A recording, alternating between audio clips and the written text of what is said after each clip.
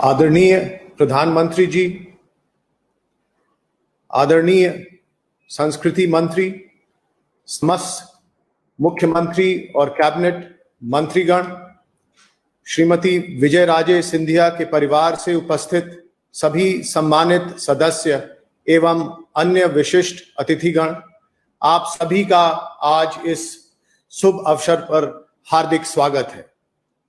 महान शख्सियत श्रीमती सिंधिया सादगी और करुणा की मूर्ति थी।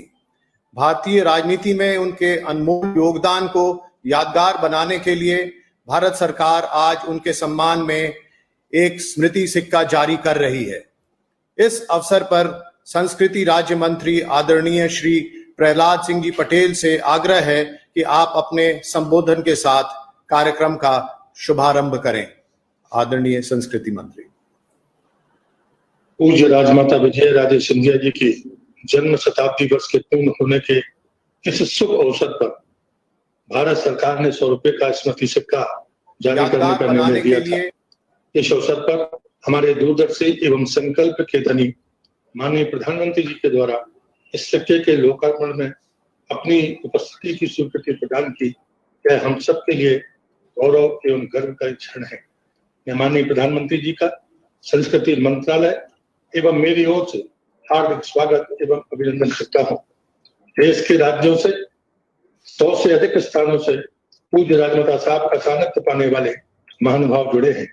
इस कार्यक्रम में माननीय श्री नड्डा जी का, वरिष्ठ केंद्रीय मंत्रियों, माननीय राज्यपाल गणों, माननीय मुख्यमंत्रियों, माननीय पूर्व मुख्यमंत्रियों, सांसद गणों एवं सभी पदाधिकारियों एवं अधिकारियों का स्वागत करता हूँ। हम भाग्यशाली हैं कि राजमाता साहब का हमारी पीढ़ी को सानिध्य मिला। उन क्षणों को हम सभी साथी कभी भुला नहीं सकते। राजमाता जी के पास धन, पद और प्रतिष्ठा सब कुछ था, लेकिन अहंकार शून्य, ममत्व से भरा, सहज, सरल, सौम्य जीवन ही उनकी पहचान है। जो भी मिला वह उनसे प्रभावित हुए नहीं रह सका। मैंने पारस पत्थर तो नहीं देखा, पर राजमाता को देखकर लगता था कि वे कार्यकर्ता से मिलती थी तो उसमें अपने स्नेह से उत्साह और ऊर्जा भर देती थी, और वह कार्यकर्ता स्वच्छता की राजनीति का नेतृत्व उस कार्यकर्ता के जीवन का संकल्प हो जाता था। मुझे आज भी स्मरण है, पहली बार जब 1987 में हमारी एक विशाल रैली की सफलता के बाद जब उन तक ये समाचार पहुंचाए गए, वो अखबारों के माध्यम से पहुंचे थे कि शायद कुछ लोग बिगड़ टिकट आए होंगे, वो प्लांट समाचार थे। हम लोग जो अपनी बात कह रहे थे तो उनकी प्रेम की डांट हमने सुनी, लेकिन जवाब हमारे पास यही था। लेकिन नाना जी वहां पहुंचे और उन्होंने जो बात को स्पष्ट किया, वही डांट उस ममत्व भरे प्रेम में बदल गई और हम सबके सिर पर वो प्रेम का हाथ ऐसा फेरा गया, वो ममत्व आज भी हमारी पूरी टीम भूल नहीं सकती। और इसे मैं मानता हूं कि ऐसे व्यक्तित्व को के प्रति भारत सरकार ने जो फैसला किया, और विशेषकर आदरणीय प्रधानमंत्री जी ने जो इस अवसर पर अपनी उपस्थिति दी है, मैं फिर से उनका स्वागत करता हूं और अभिनंदन करता हूं और प्रार्थना करता हूं कि उस सिक्के को जारी करने की कृपा करें। धन्यवाद सर। अब मैं आदरणीय प्रधानमंत्री जी से सादर अनुरोध करता हूं कि वे श्रीमती विजया राजे सिंधिया की स्मृति में सिक्का जारी करके कार्यक्रम को यादगार बनाएं। आदरणीय प्रधानमंत्री।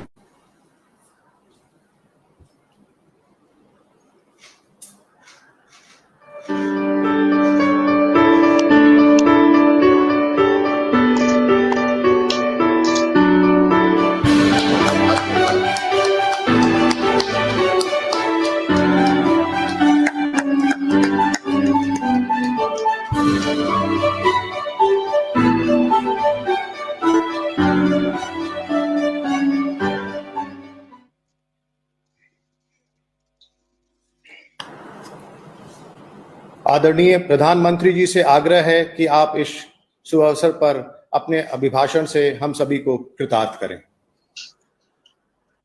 नमस्कार। केंद्रीय मंत्रिमंडल के मेरे सभी सहयोगी गण,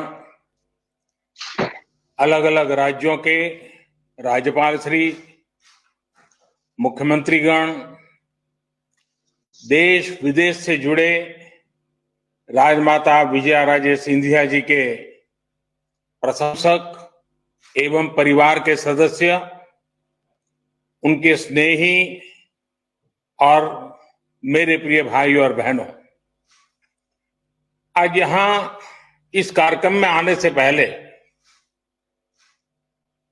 मैं विजयराजे जी की जीवनी को जरा खंगाल रहा था। कुछ पन्नों पर मेरी नजर गई। उसमें एक प्रसंग है एकता यात्रा का, जिसमें उन्होंने मेरा परिचय गुजरात के युवा नेता नरेंद्र मोदी के तौर पर करवाया है। आज इतने वर्षों बाद उनका वही नरेंद्र देश का प्रधान सेवक बनकर उनकी अनेक स्मृतियों के साथ आज आपके सामने है। आपको पता होगा, जब कन्याकुमारी से कश्मीर एक यात्रा का प्रारंभ हुआ था डॉक्टर मुरली मनोहर जोशी जी के नेतृत्व में, और मैं व्यवस्था देखता था। राजमाता जी उस कार्यक्रम के लिए कन्याकुमारी आई थी और बाद में जब हम श्रीनगर जा रहे थे तो जम्मू में विदाई देने भी आई थी, और उन्होंने लगातार हमारा हौसला बुलंद किया था। तब हमारा सपना था लाल चौक में तिरंगा झंडा फहराना। हमारा मकसद था धारा 370 से मुक्ति मिल जाए। राजमाता जी ने उस यात्रा को विदाई दी थी। जो सपना था वो पूरा हो गया। आज जब मैं पुस्तक में और भी चीजें देख रहा था, पुस्तक में एक जगह उन्होंने लिखा है, एक दिन ये शरीर यहीं रह जाएगा, आत्मा जहां से आई है वहीं चली जाएगी। शून्य से शून्य में स्मृतियां रह जाएगी। अपनी इन स्मृतियों को मैं उनके लिए छोड़ जाऊंगी जिनसे मेरा सरोकार रहा है, जिनकी मैं सरोकार रही हूं। आज राजमाता जी जहां भी है हम सबको देख रही है, हमें आशीर्वाद दे रही है। हम सभी लोग जिनका उनसे सरोकार रहा है, जिनकी वो सरोकार रही है, वो यहां इस विशेष कार्यक्रम में कुछ लोग पहुंच भी पाए हैं और मौजूद भी हैं, और देश के अनेक भागों में, कोने कोने में आज ये अवसर वर्चुअली मनाया जा रहा है। हम में से कई लोगों को उनसे बहुत करीबी से जुड़ने का, उनकी सेवा, उनके वात्सल्य को अनुभव करने का सौभाग्य मिला है। आज उनके परिवार के, उनके निकट संबंधी इस कार्यक्रम में हैं, लेकिन उनके लिए हम सब, हर देशवासी उनका परिवार ही था। राजमाता जी कहती भी थी, मैं एक पुत्र की नहीं, मैं तो सहस्त्रों पुत्रों की मां हूं। उनके प्रेम में आकंठ डूबी रहती हूं। हम सब उनके पुत्र पुत्रियां ही हैं, उनका परिवार ही है, और इसलिए ये मेरा बहुत बड़ा सौभाग्य है कि मुझे राजमाता विजया राजे सिंधिया जी की स्मृति में 100 रुपये के विशेष स्मारक सिक्के का विमोचन करने का अवसर मिला है। हालांकि मैं खुद को आज बंधा हुआ महसूस कर रहा हूं, बहुत बंधा हुआ महसूस कर रहा हूं। क्योंकि मैं जानता हूं कि अगर कोरोना महामारी नहीं होती तो आज इस कार्यक्रम का स्वरूप कितना बड़ा, कितना भव्य होता। लेकिन ये बात मैं जरूर मानता हूं, जितना मेरा राजमाता साहब के साथ संपर्क रहा है, कार्यक्रम भव्य तो नहीं कर पा रहे हैं, लेकिन ये कार्यक्रम दिव्य जरूर है, उसमें दिव्यता है। साथियों, पिछली शताब्दी में भारत को दिशा देने वाले कुछ एक व्यक्तित्वों में राजमाता विजया राजे सिंधिया भी शामिल थी। राजमाता जी केवल वात्सल्य मूर्ति ही नहीं थी, वो एक निर्णायक नेता थी और कुशल प्रशासक भी थी। स्वतंत्रता आंदोलन से लेकर आजादी के इतने दशकों तक भारतीय राजनीति के हर अहम पड़ाव की वो साक्षी रही। आजादी से पहले विदेशी वस्त्रों की होली जलाने से लेकर आपातकाल और राम मंदिर आंदोलन तक राजमाता के अनुभवों का व्यापक विस्तार रहा है। हम सभी जो उनसे जुड़े रहे हैं, जो उनके करीबी रहे हैं, वो उन्हें भली भांति जानते हैं, उनसे जुड़ी बातों को अच्छी तरह जानते हैं। लेकिन ये भी बहुत जरूरी है कि राजमाता की जीवन यात्रा को, उनके जीवन संदेश को देश की आज की पीढ़ी भी जाने, उनसे प्रेरणा ले, उनसे सीखे। इसलिए उनके बारे में, उनके अनुभवों के बारे में बार बार बात करना आवश्यक है। कुछ दिन पहले मन की बात कार्यक्रम में मैंने बहुत विस्तार से उनके स्नेह पर चर्चा की थी। विवाह से पहले राजमाता जी किसी राज परिवार से नहीं थी, एक सामान्य परिवार से थी। लेकिन विवाह के बाद उन्होंने सबको अपना भी बनाया और ये पाठ भी पढ़ाया कि जन सेवा के लिए, राजकीय दायित्वों के लिए किसी खास परिवार से मैं जन्म लेना ही जरूरी नहीं होता। कोई भी साधारण से साधारण व्यक्ति जिनके भीतर योग्यता है, प्रतिभा है, देश सेवा की भावना है, वो इस लोकतंत्र में सत्ता को भी सेवा का माध्यम बना सकता है। अब कल्पना कीजिए, सत्ता थी, संपत्ति थी, सामर्थ्य था, लेकिन उन सब से बढ़कर जो राजमाता की अमानत थी, वो थी संस्कार, सेवा और स्नेह की सरिता। ये सोच, ये आदर्श उनके जीवन के हर कदम पर हम देख सकते हैं। इतने बड़े राजघराने की मुखिया के रूप में उनके पास हजारों कर्मचारी थे, भव्य महल थे, सभी सुविधाएं थी, लेकिन उन्होंने सामान्य मानवी के साथ, गांव गरीब के साथ जुड़कर जीवन जिया, उनके लिए अपना जीवन समर्पित कर दिया।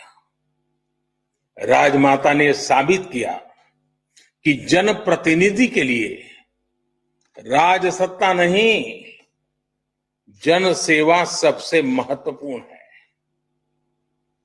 वो एक राज परिवार की महारानी थी, राजाशाही परंपरा से थी, लेकिन उन्होंने संघर्ष लोकतंत्र की रक्षा के लिए किया। जीवन का महत्वपूर्ण कालखंड जेल में बिताया। आपातकाल के दौरान उन्होंने जो जो सहा, उसके साक्षी हम में से बहुत से लोग रहे हैं। इमरजेंसी के ही दौरान तिहाड़ जेल से उन्होंने अपनी बेटियों को चिट्ठी लिखी थी। संभवतः उषा राजे जी, वसुंधरा जी, यशोधरा जी, उन सबको ये चिट्ठी याद होगी। राजमाता ने जो लिखा था उसमें बहुत बड़ी सीख थी। उन्होंने लिखा था, अपनी भावी पीढ़ियों को सीना तान कर जीने की प्रेरणा मिले, इस उद्देश्य से हमें आज की विपदा को धैर्य के साथ झेलना चाहिए। राष्ट्र के भविष्य के लिए राजमाता ने अपना वर्तमान समर्पित कर दिया था। देश की भावी पीढ़ी के लिए उन्होंने अपना हर सुख त्याग दिया था। राजमाता ने पद और प्रतिष्ठा के लिए न जीवन जिया, न कभी वो राजनीति का रास्ता चुना। ऐसे कई मौके आए जब पद उनके पास तक सामने से चल करके आए, लेकिन उन्होंने उसे विनम्रता के साथ ठुकरा दिया। एक बार खुद अटल बिहारी वाजपेयी जी और लाल कृष्ण आडवाणी जी ने उनसे बहुत आग्रह किया था कि वो जनसंघ की अध्यक्ष बन जाए, लेकिन उन्होंने एक कार्यकर्ता के रूप में ही जनसंघ की सेवा करना स्वीकार किया। अगर राजमाता जी चाहती तो उनके लिए बड़े से बड़े पद तक पहुंचना मुश्किल नहीं था, लेकिन उन्होंने लोगों के बीच रहकर, गांव और गरीब से जुड़े रहकर उनकी सेवा करना पसंद किया। साथियों, हम राजमाता के जीवन के हर एक पहलू से हर पल बहुत कुछ सीख सकते हैं। उनकी कई ऐसी कहानियां हैं, जीवन की सातत्यपूर्ण घटनाएं हैं जो उनसे जुड़े रहे लोगों को बताते रहे। एकता यात्रा का ही एक और किस्सा है। जब वो जम्मू में थी तो दो नए कार्यकर्ता भी उनके साथ थे। राजमाता दूसरे कार्यकर्ता का कभी कभी नाम भूल जाती थी, तो बार बार पहले कार्यकर्ता से पूछती थी कि तुम गोलू हो ना, और दूसरे साथी का क्या नाम है। वो अपने छोटे से छोटे साथियों को उनके नाम से जानना पहचाना पसंद करती थी। साथ के लोग कहते भी थे कि आप क्यों नाम की इतनी चिंता करती हैं, आप बस आवाज लगा दीजिए। लेकिन राजमाता उन्हें जवाब देती थी कि मेरे कार्यकर्ता मेरी मदद कर रहे हैं और मैं उन्हें पहचानूं तक नहीं, ये तो ठीक बात नहीं होगी। मुझे लगता है कि सामाजिक जीवन में अगर आप हैं, फिर चाहे आप किसी भी दल से, किसी भी पार्टी से हो, सामान्य से सामान्य कार्यकर्ता के प्रति ये सोच, ये भाव हम सभी के मन में होना ही चाहिए। अभिमान नहीं, सम्मान, ये राजनीति का मूल मंत्र उन्होंने जी करके दिखाया है। साथियों, राजमाता, उनके जीवन में अध्यात्म का अधिष्ठान था। आध्यात्मिकता के साथ उनका जुड़ाव था। साधना, उपासना, भक्ति उनके अंतर मन में रची बसी थी। लेकिन जब वो भगवान की उपासना करती थी तो उनके पूजा मंदिर में एक चित्र भारत माता का भी होता था। भारत माता की भी उपासना उनके लिए वैसे ही आस्था का विषय था। मुझे एक बार उनसे जुड़ी एक बात कुछ साथियों ने बताई थी, और मैं जब उस बात को याद करता हूं तो मुझे लगता है मैं भी आपको बताऊं। एक बार वो पार्टी के कार्यक्रम में मथुरा गई थी। स्वाभाविक था कि वहां राजमाता बांके बिहारी जी के दर्शन करने भी गई। मंदिर में उन्होंने बांके बिहारी जी से जो कामना की उसका मर्म समझना बहुत आवश्यक है। राजमाता ने तब भगवान कृष्ण से प्रार्थना करते हुए क्या कहा? हम सब के लिए राजमाता के जीवन को समझने के लिए बात बहुत बड़ी काम आने वाली है। वो भगवान कृष्ण के सामने खड़ी हैं, बड़े भक्ति भाव से खड़ी हैं, आध्यात्मिक चेतना जग चुकी है, और वो भगवान कृष्ण के सामने क्या प्रार्थना करती? वो कहती है, हे कृष्ण, ऐसी बांसुरी बजाओ, ऐसी बांसुरी बजाओ कि पूरे भारत के सब नर नारी फिर से जागरूक हो जाएं। आप सोचिए, अपने लिए कोई कामना नहीं की, जो चाहा देश के लिए चाहा, जन जन के लिए चाहा, और वो भी चेतना जगाने की बात की। जो कुछ भी किया देश के लिए किया। एक जागरूक देश के नागरिक क्या कुछ कर सकते हैं, वो ये जानती थी, समझती थी। आज जब हम राजमाता जी का जन्म शताब्दी मना रहे हैं, पूर्णता की ओर है, तो हमें संतोष है कि भारत के नागरिकों की जागृति को लेकर उनकी जो कामना थी, बांके बिहारी में उनकी जो प्रार्थना थी, वो आज लग रहा है कि धरातल पर चेतना के रूप में अनुभव हो रही है। बीते वर्षों में देश में जो अनेकों परिवर्तन आए हैं, जो अनेकों अभियान और योजनाएं सफल हुई है, उसका आधार ये जन चेतना है, जन जागृति है, जन आंदोलन है। राजमाता जी के आशीर्वाद से देश आज विकास के पथ पर आगे बढ़ रहा है। गांव, गरीब, दलित, पीड़ित, शोषित, वंचित, महिलाएं आज देश की पहली प्राथमिकता में है। नारी शक्ति के बारे में तो वो विशेष तौर पर कहती थी कि जो हाथ पालने को जुला सकते हैं, वह विश्व पर राज भी कर सकते हैं।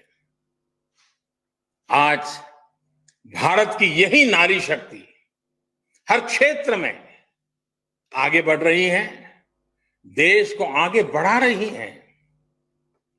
आज भारत की बेटियां फाइटर जेट्स उड़ा रही हैं, नेवी में युद्धक की भूमिकाओं में अपनी सेवाएं दे रही हैं।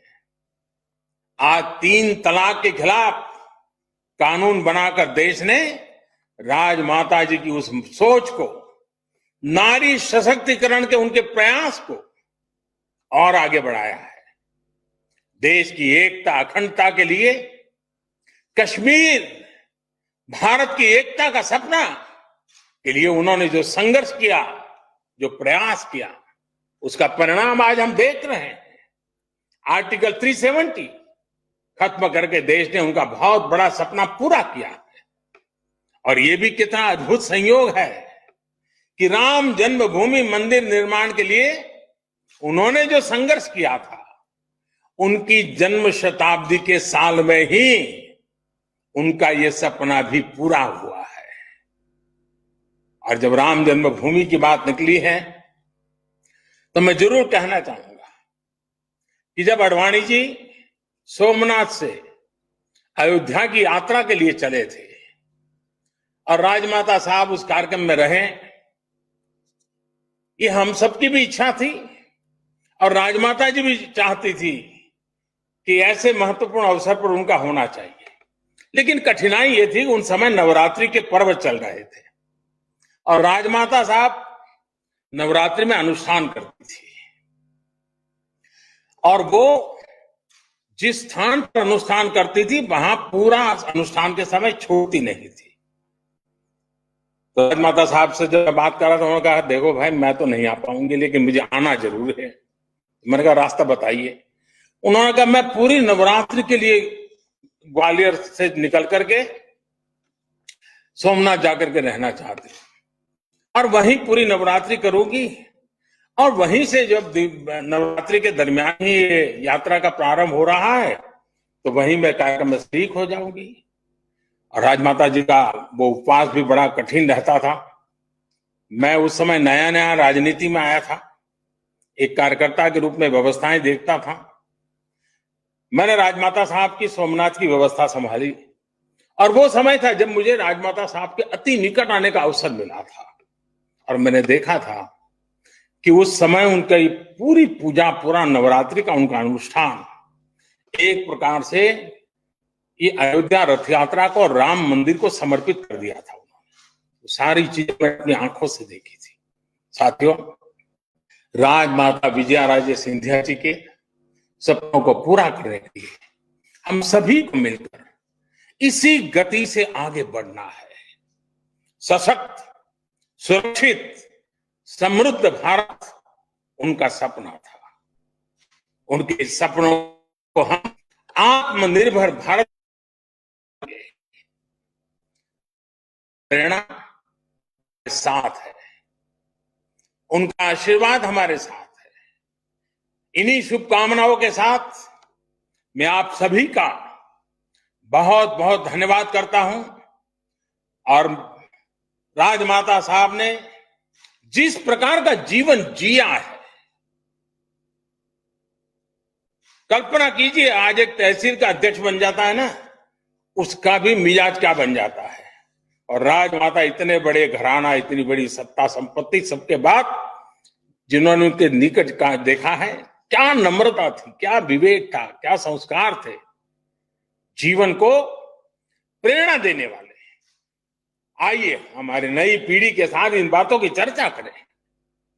और मुद्दा सिर्फ किसी राजनीतिक दल का नहीं है, ये हमारी आने वाली पीढ़ियों के लिए है।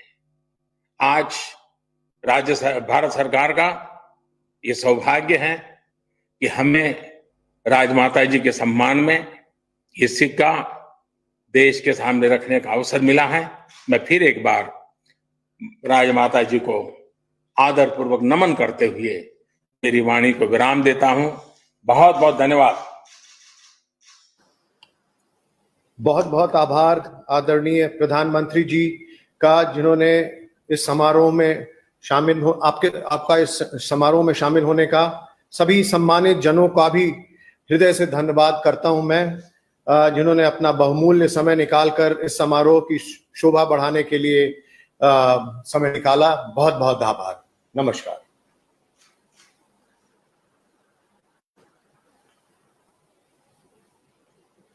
प्रॉब्लम